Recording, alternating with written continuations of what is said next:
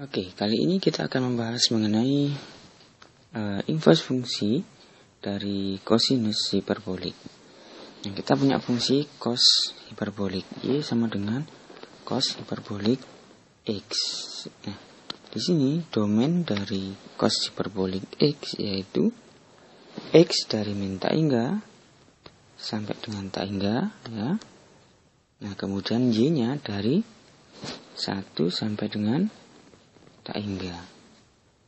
Nah, agar fungsi ini memiliki inverse, maka syaratnya harus fungsi yang bijektif atau fungsi satu-satu.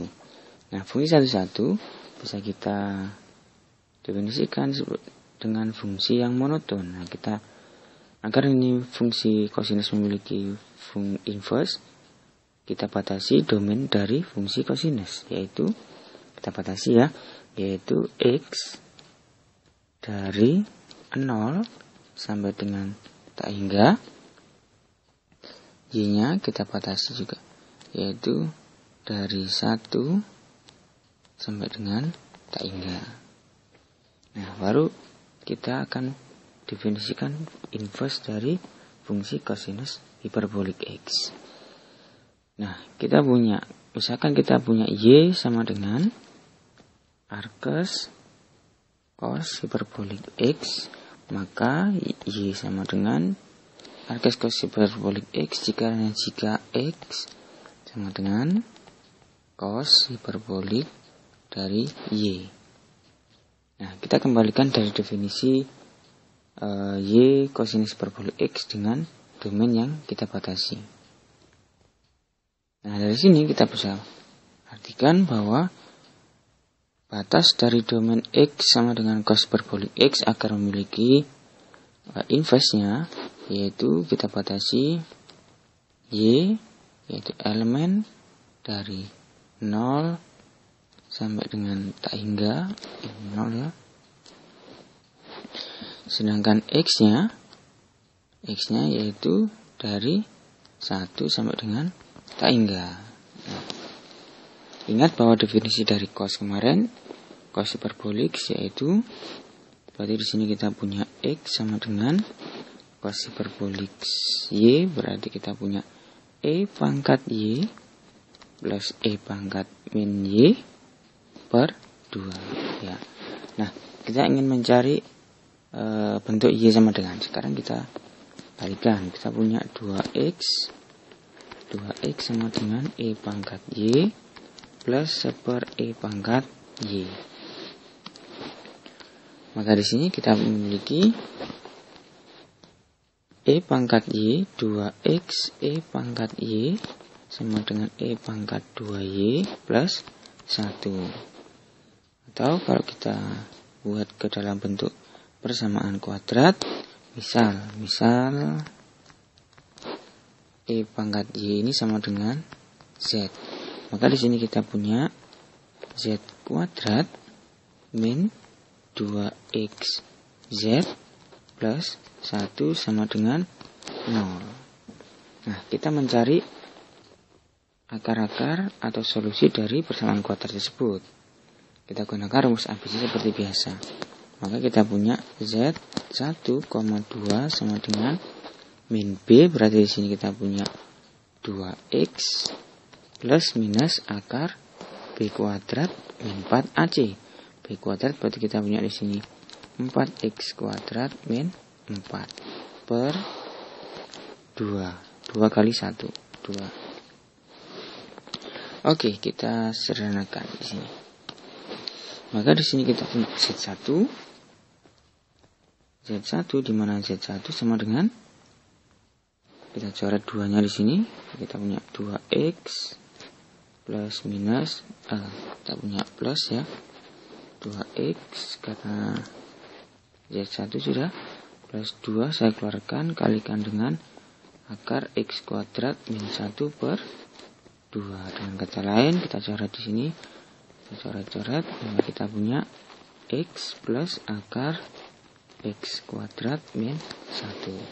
Sedangkan Z2 sama dengan 2X min 2 akar X kuadrat min 1 per 2 atau sama dengan X min akar X kuadrat min 1. Nah, kita punya dua akar. Kita punya dua solusi, Z1 dan Z2.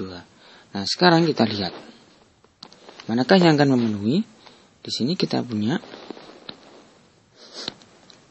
batasan dari domain dan kodomain.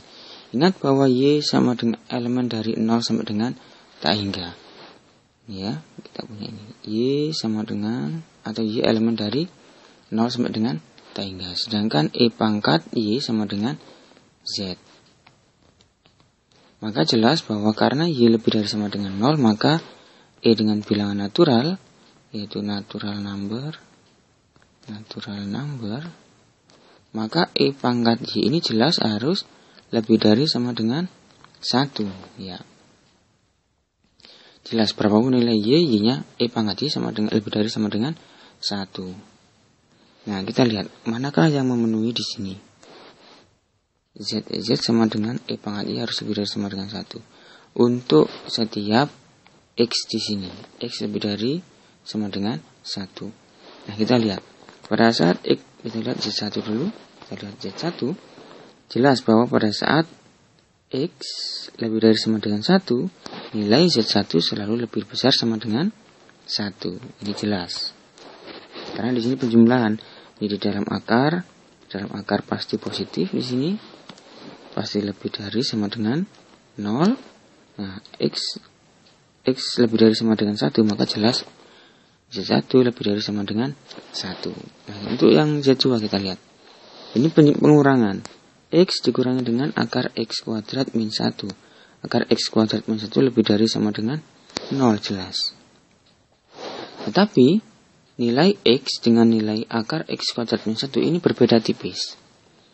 Sebagai contoh kita punya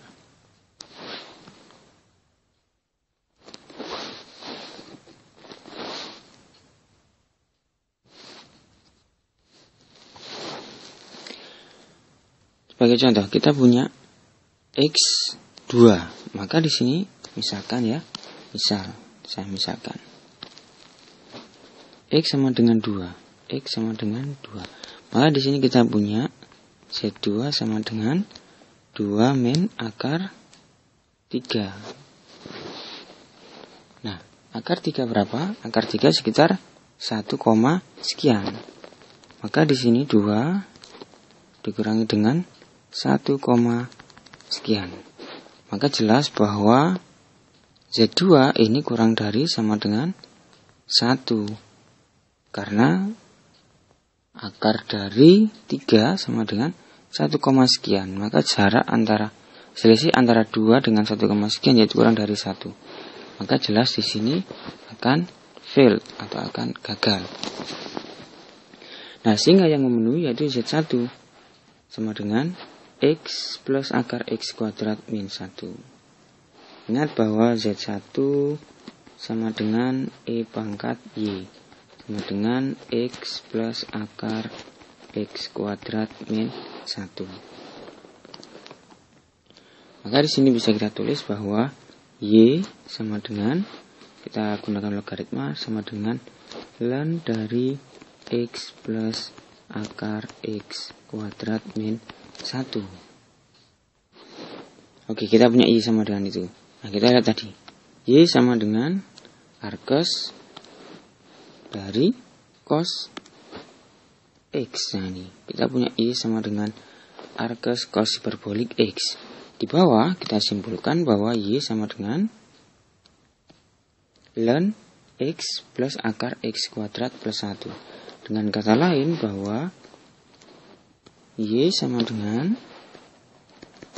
arcos cos hiperbolik X bisa kita ubah ke dalam bentuk logaritma natural, yaitu ln X plus akar X kuadrat min 1. Nah, kalau kita gambarkan, kita punya gambar dari arcos cosinus hiperbolik X. Yaitu di sini yang garis biru adalah cos hiperbolik X, sedangkan yang kurva merah ini adalah arcos cos hiperbolik X. Nah, sekarang kita mencari turunannya, turunan.